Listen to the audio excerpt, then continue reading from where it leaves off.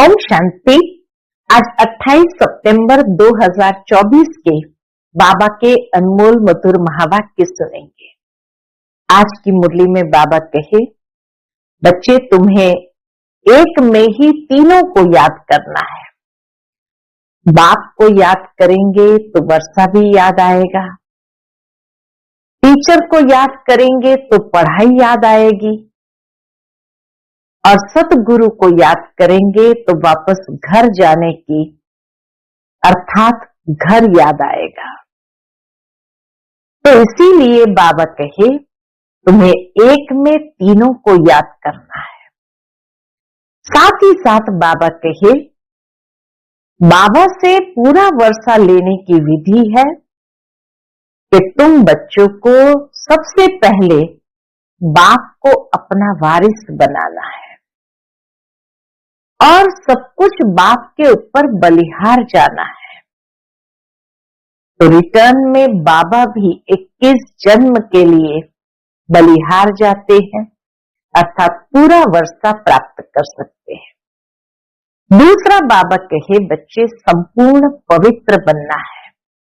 जितना पवित्र बनेंगे, सतो प्रधान बनेंगे, तो तुम सहजता से बाबा का संपूर्ण वर्षा प्राप्त कर सकते हो।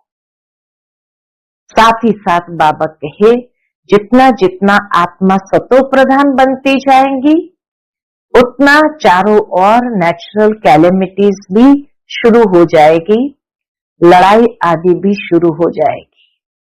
तो सुनते हैं आज के बाबा के अनमोल मधुर महावाक्य। ओम शांति।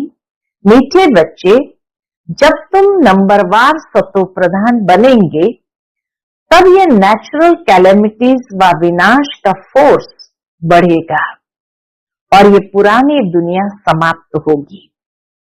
आज की मुरली से प्रश्न है, कौन सा पुरुषार्थ करने वालों को बाप का पूरा वर्षा प्राप्त होता है?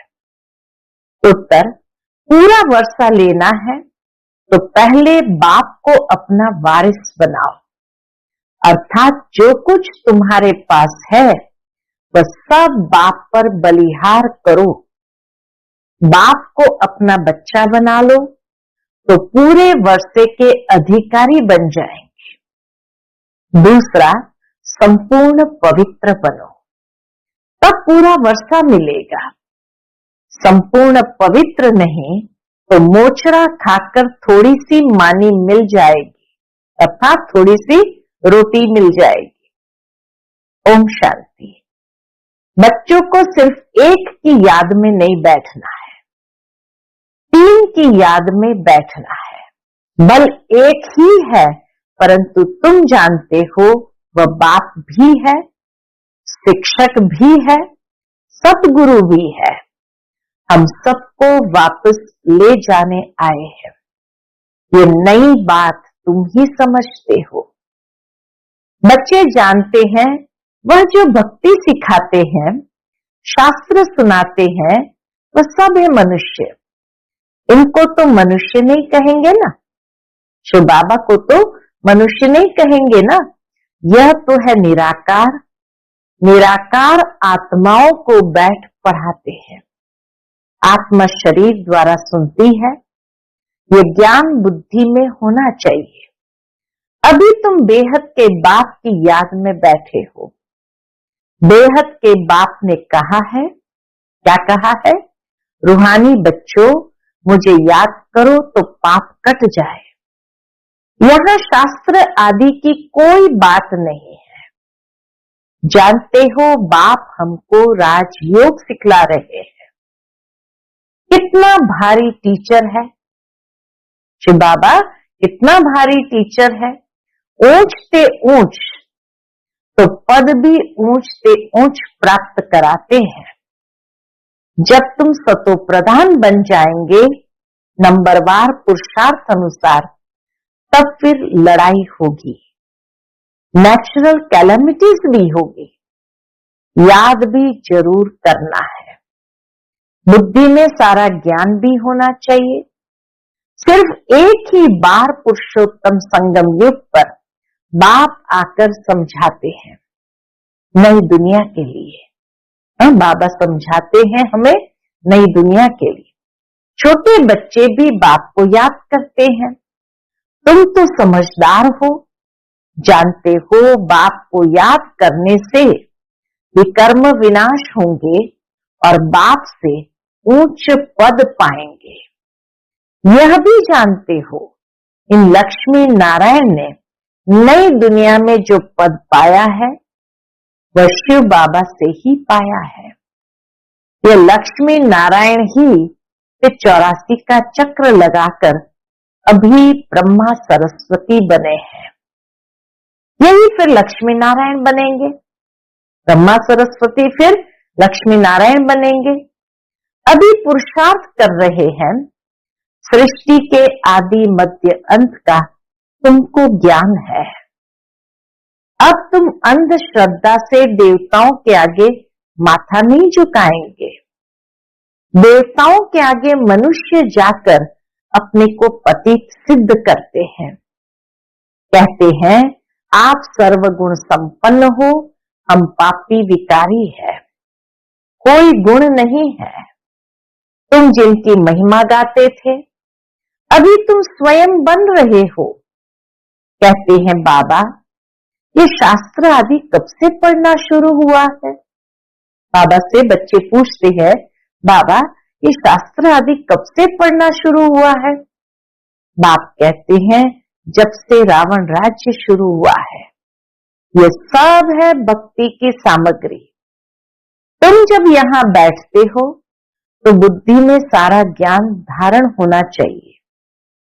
ये संस्कार आत्मा ले जाएगी। भक्ति के संस्कार नहीं जाने हैं, वो मर्ज हो जाएंगे। भक्ति के संस्कार वाले पुरानी दुनिया में मनुष्यों के पास ही जन्म लेंगे। परमधाम जाएंगे तो लास्ट में बैठेंगे और पुरानी दुनिया में मनुष्य के पास ही जन्म लेंगे। यह भी जरूर है। तुम्हारी बुद्धि में यह ज्ञान का चक्र चलना चाहिए। साथ साथ बाबा को भी याद करना है। बाबा हमारा बाप भी है। बाप को याद किया तो विकर्म विनाश होंगे।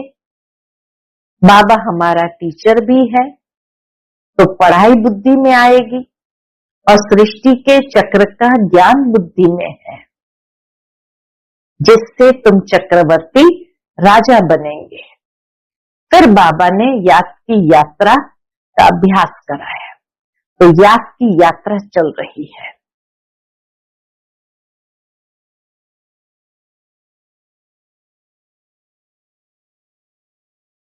ओम शांति।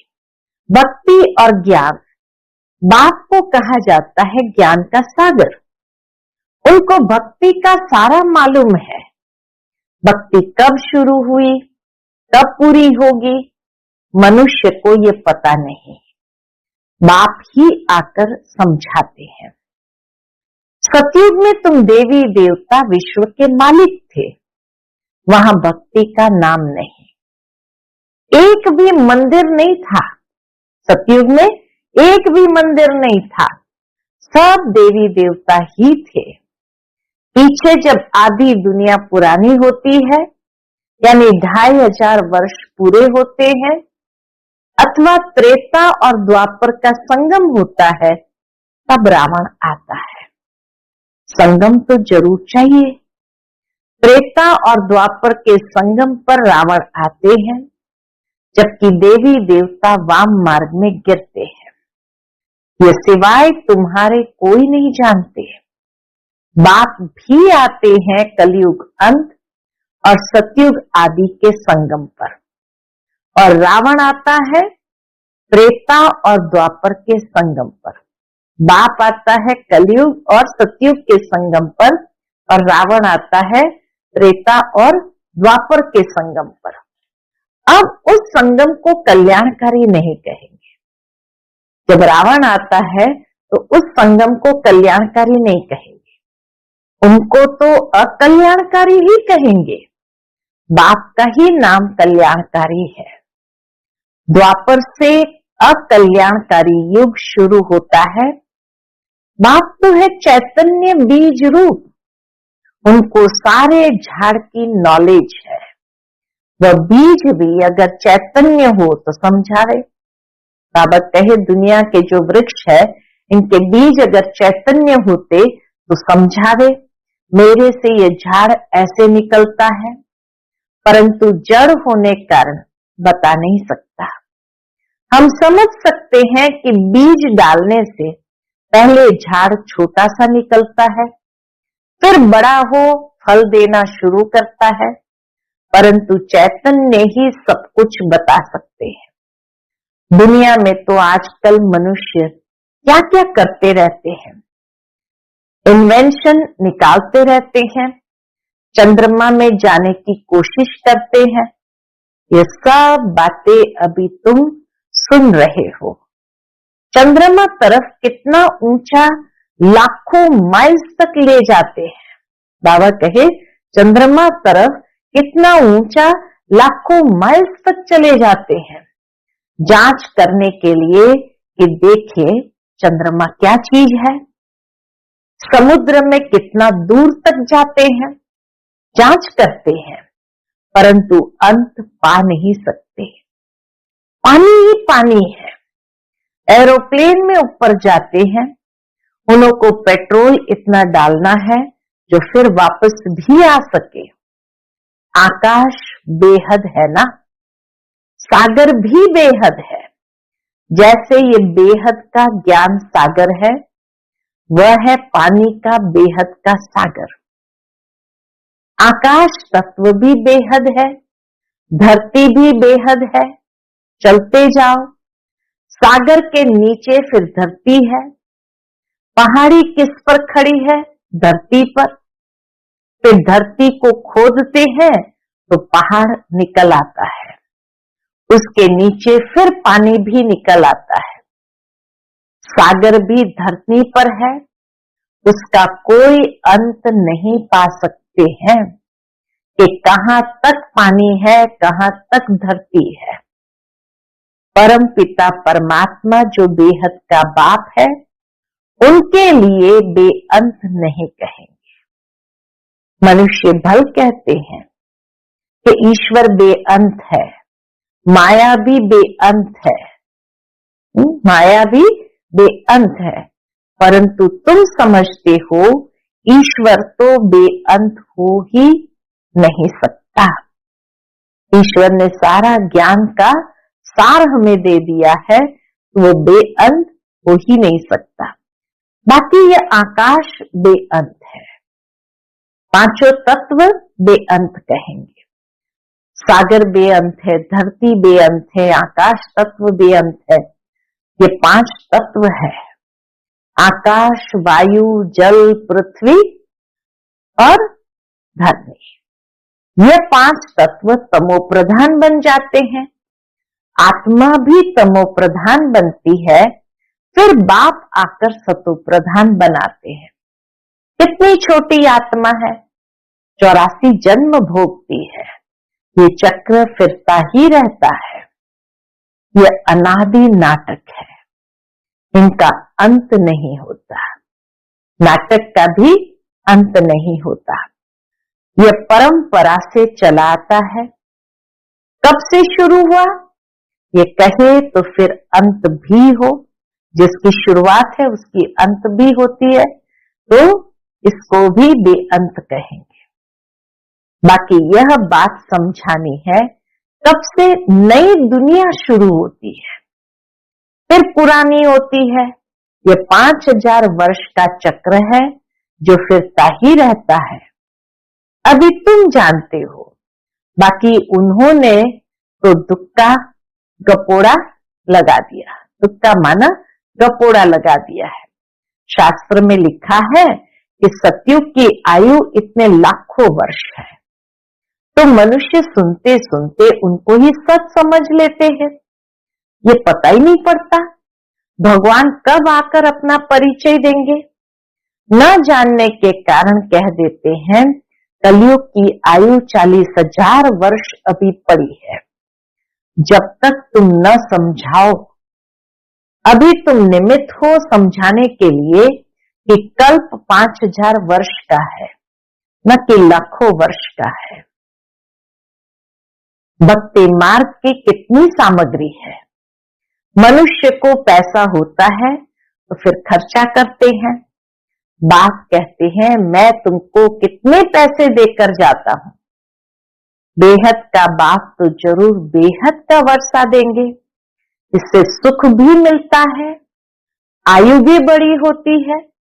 सब कुछ है, सुख शांति आयुष्य सब कुछ है वहां। बाप बच्चों को कहते हैं मेरे लाडले बच्चों आयुष्मान भव। वहां तुम्हारी आयु 150 वर्ष रहती है, कभी काल नहीं खा सकता है। बाप वर देते हैं, तुमको आयुष्मान बनाते हैं, तुम अमर बनेंगे।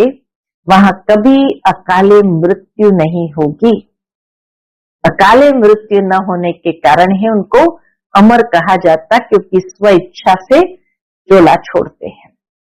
वहां तुम बहुत सुखी रहते हो, इसलिए कहा जाता है सुखधाम। आयु भी बड़ी होती है, धन भी बहुत मिलता है, सुखी भी बहुत रहते हो, कंगाल से सिरताज बन जाते हो। तुम्हारी बुद्धि में है बाप आते हैं देवी देवता धर्म की स्थापना करने। यह तो जरूर छोटा झाड़ होगा। बाबा कहे सतयुग में तो जरूर छोटा झाड़ होगा। वहां है ही एक धर्म, एक राज्य, एक भाषा, उसको ही कहा जाता है विश्व में शांति। सारे विश्व में हम ही पाठधारी है। यह दुनिया नहीं जानती। अगर जानती हो तो बताए कब से हम पाठ बजाते आए हैं। अभी तुम बच्चों को बाप समझा रहे हैं। गीत में भी है ना, बाबा से जो मिलता है सो और कोई से नहीं मिलता। सारी पृथ्वी, आसमान, सारे विश्व की राजधानी दे देते हैं। यह लक्ष्मी नारायण विश्व के मालिक थे। फिर बाद में जो राजाएं आदि होते हैं वो भारत के थे। गायन भी है जो बाबा देते हैं वह और कोई दे न सके। बाप ही आकर प्राप्ति कराते हैं। तो यह सारा ज्ञान बुद्धि में रहना चाहिए, जो कोई को भी समझा सको। इतना समझने का है। अब समझा कौन सकते हैं? जो बंधन मुक्त हो। बाबा के समझा कौन सकते हैं? जो बंधन मुक्त हो। बाबा के पास जब कोई आते हैं तो बाबा पूछते हैं कितने बच्चे हैं, तो कहते 5 बच्चे अपने हैं और 6ठा बच्चा शिव बाबा है। तो जरूर सबसे बड़ा बच्चा ठहरा ना, शिव बाबा सबसे बड़ा बच्चा ठहरा ना। शिव बाबा के बन गए तो फिर शिव बाबा अपना बच्चा बनाए विश्व का मालिक बना देते हैं। बच्चे वारिस हो जाते हैं। ये लक्ष्मी नारायण शिव बाबा के पूरे वारिस है। आगे जन्म में शिव बाबा को सब कुछ दे दिया तो वर्षा जरूर बच्चों को मिलना चाहिए। बाबा ने कहा मुझे वारिस बनाओ, फिर दूसरा कोई नहीं। कहते बाबा ये सब कुछ आपका है, आपका फिर हमारा है। आप हमको सारे विश्व की बादशाही का वर्षा देते हो, क्योंकि तुमको जो कुछ था वो दे दिया। ड्रामा में नूंद है ना, अर्जुन को विनाश भी दिखाया तो चतुर्भुज भी दिखाया। अर्जुन कोई और तो नहीं है, इनको साक्षात्कार हुआ। इसको ब्रह्मा बाबा को साक्षात्कार हुआ। देखा राजाई मिलती है तो क्यों न शिव बाबा को वारिस बनाओ। वह फिर हमको वारिस बनाते हैं। ये सौदा तो बहुत अच्छा है। कभी कोई से कुछ पूछा नहीं, गुप्त सब कुछ दिया। इसको कहा जाता है गुप्त दान। इसको क्या पता इन्हों को क्या हो गया। लोगों को समझ में ही नहीं आया कि इन्हों को क्या हो गया।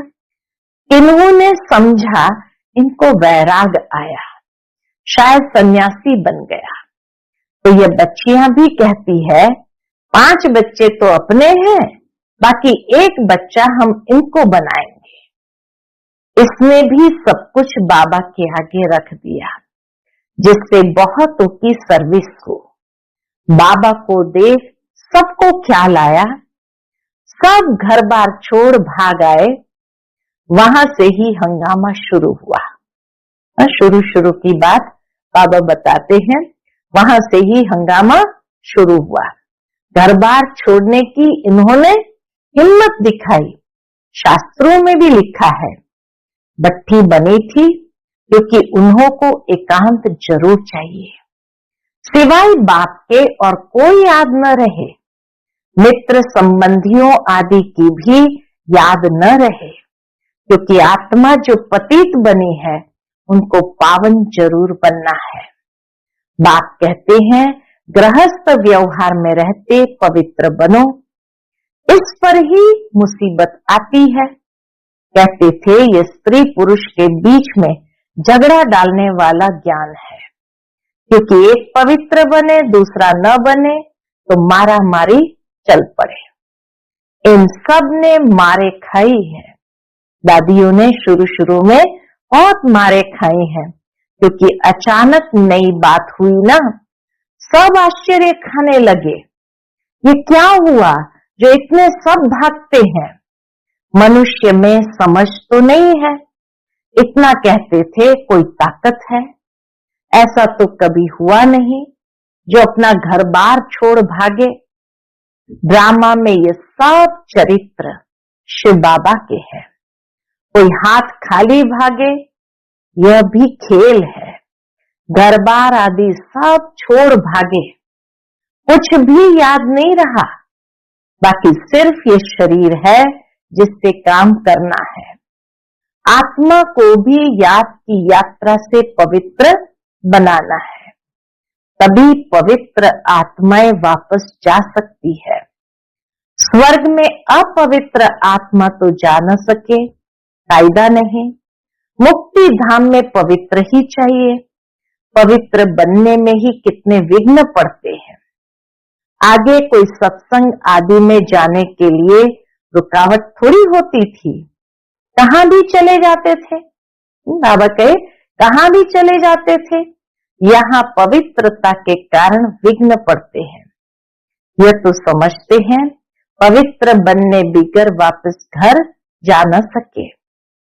धर्मराज द्वारा मोचरे यानी सजाएं खाने पड़ेंगे, फिर थोड़ी मानी मिलेगी अर्थात रोटी मिलेगी। मोचरा नहीं खाएंगे तो पद भी अच्छा मिलेगा। ऐसा पुरुषार्थ करे जो मोचरा यानी सजा खानी न पड़े, तो बाबा कहे पद भी अच्छा मिलेगा। ये समझ की बात है। बाप कहते मीठे बच्चों, तुमको हमारे पास आना है। यह पुराना शरीर छोड़ पवित्र आत्मा बन आना है। तो जब 5 तत्व सतो प्रधान नए हो जाएंगे, तब तुमको शरीर नए सतो प्रधान मिलेंगे। सारे उथल पाथल हो नए बन जाएंगे। जैसे बाबा इनमें आकर बैठते हैं, वैसे आत्मा बिगर कोई तकलीफ गर्भ महल में जाकर बैठेगी। तो जब समय होता है तो बाहर आ जाती है, तो जैसे बिजली चमक जाती है, क्योंकि आत्मा पवित्र है। ये सब ड्रामा में नूंद है। बाबा कहे ये सब ड्रामा में नूंद है। कैसे नई दुनिया में बच्चे पैदा होते हैं, ये भी बाबा ने स्पष्ट कर दिया। अच्छा, मीठे मीठे सिकिला दे बच्चों प्रति माता पिता बाप दादा का याद प्यार और गुड मॉर्निंग। रूहानी बाप की रूहानी बच्चों को नमस्ते। हम सभी रूहानी बच्चों की रूहानी माता पिता बाप दादा को याद प्यार गुड मॉर्निंग और नमस्ते नमस्ते। शुक्रिया बाबा, शुक्रिया। आज की मुरली से धारणा के लिए मुख्य सार है। पहली पॉइंट, आत्मा को पावन बनाने के लिए एकांत की भट्ठी में रहना है। एक बाप के सिवाय दूसरा कोई भी मित्र संबंधी याद न आए। बाबा कहे कोई भी याद न आए। दूसरी पॉइंट, बुद्धि में सारा ज्ञान रख, बंधन मुक्त बन, दूसरों की सर्विस करनी है। बाप से सच्चा सौदा करना है। जैसे बाप ने सब कुछ गुप्त किया, ऐसे गुप्त दान करना है। आज का बाप दादा का मधुर वरदान हम बच्चों के प्रति है, माया के विकराल रूप के खेल को साक्षी होकर देखने वाले माया जीत भव। माया के विकराल रूप के खेल को साक्षी होकर देखने वाले माया जीत भव। माया को वेलकम करने वाले उसके विकराल रूप को देखकर घबराते नहीं। साक्षी होकर खेल देखने से मजा आता है, क्योंकि माया का बाहर से शेर का रूप है, लेकिन उसमें ताकत बिल्ली जितनी भी नहीं है। सिर्फ आप घबराकर उसे बड़ा बना देते हो। क्या करूं, कैसे होगा, लेकिन यही पाठ याद रखो, जो हो रहा है वो अच्छा और जो होने वाला है वो और अच्छा। साक्षी होकर खेल देखो तो माया जीत बन जाएंगे। आज का स्लोगन है, जो सहनशील है वह किसी के भाव स्वभाव में जलते नहीं। व्यर्थ बातों को एक कान से सुन दूसरे से निकाल देते हैं। जो सहनशील है वह किसी के भाव स्वभाव में जलते नहीं। व्यर्थ बातों को एक कान से सुन दूसरे से निकाल देते हैं। अच्छा, ओम शांति।